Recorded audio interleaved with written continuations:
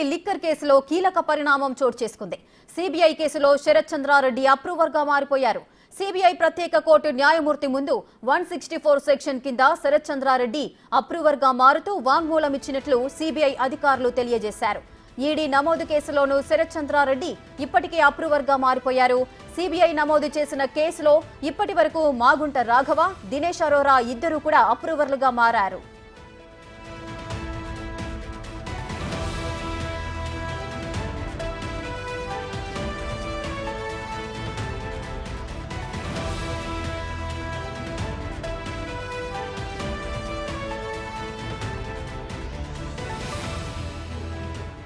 Delhi liquor కేసులో కీలక పరిణామం చోటు చేసుకుంది.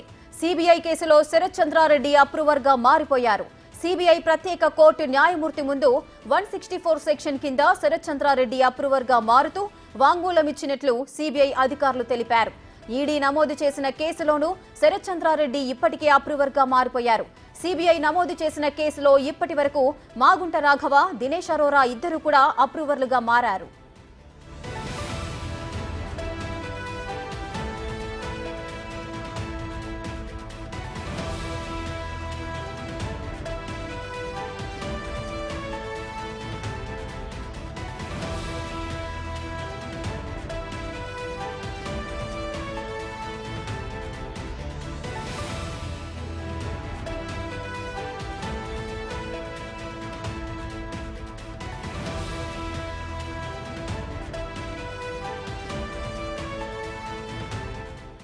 బ్రేకింగ్ న్యూస్ చూస్తున్నాం. ఢిల్లీ లిక్కర్ కేసులో కీలక పరిణామం అయితే చోటు చేసుకుంది.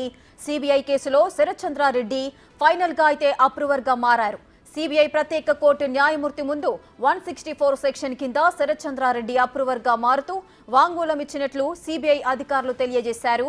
ఇక ఈడీ నమోదు కేసులోనూ శరత్ చంద్రారెడ్డి ఇప్పటికే అప్రూవర్ గా మారారు. సిబిఐ నమోదు చేసిన కేసులో ఇప్పటి వరకు మాగుంట రాఘవ, దినేష్ అరోరా ఇద్దరు కూడా అప్రూవర్లుగా మారారు.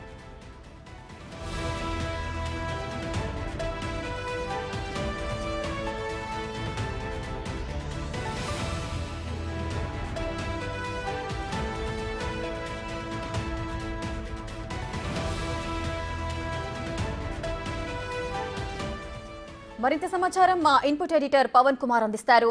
పవన్, సిబిఐ నమోదు చేసిన కేసులో ఇప్పటి వరకు అయితే అటు మాగుంట రాఘవ, దినేష్ అరోరా ఇద్దరు కూడా అప్రూవర్లుగా మారారు. ఇప్పుడు ప్రజెంట్ శరత్ చంద్రారెడ్డి కూడా ఈ ఢిల్లీ లిక్కర్ స్కామ్ కేసులో సిబిఐ నమోదు చేసిన దాంట్లో కూడా అప్రూవర్ గా మారారు. ఇక ఈ ఢిల్లీ లిక్కర్ స్కామ్ కేసు ఎటువంటి మలుపులు చోటు చేసుకునే అవకాశాలున్నాయి?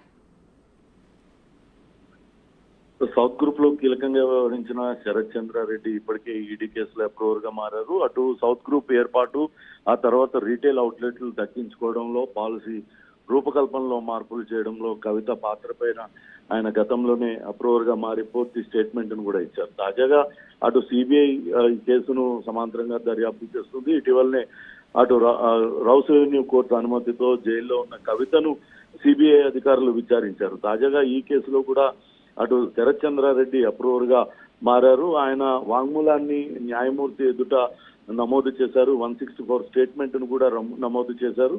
వాస్తవానికి అటు ఢిల్లీలో లిక్కర్ పాలసీలో మార్పుల ద్వారా పెద్ద ఎత్తున లబ్ధి పొందడానికి కవిత ప్రయత్నాలు కొనసాగించారు. అందులో భాగంగానే శరత్ చంద్రారెడ్డిని, అప్పటిదాకా ఫార్మా రంగంలో ఉన్న శరత్ చంద్రారెడ్డిని మద్యం వ్యాపారం వైపు ఆమెనే ఆహ్వానించారు. ఆయనకు కొన్ని రీటైల్ అవుట్లెట్లు కూడా ఇచ్చారు. తనకు 25 కోట్లు ఇవ్వాలంటూ డిమాండ్ చేశారు. అందుకు ఆమెకు సంబంధించిన ప్రాపర్టీని కొనుగోలు చేస్తున్నట్లుగా 14 కోట్ల రూపాయలు బదిలీ చేయించుకున్నట్లుగా కూడా శరత్ చంద్రారెడ్డి తన వాంగ్మూలంలో పేర్కొన్నారు. ఇటీవల ఈడీ కూడా ఇదే విషయాలను కోర్టు దృష్టికి తీసుకొచ్చింది.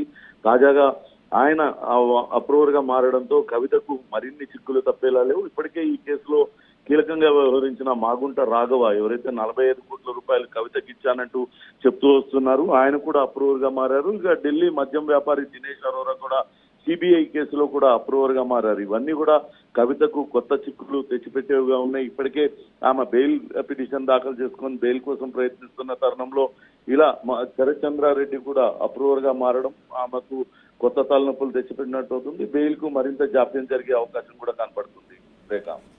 Right, thank you Pavan, thanks for the details.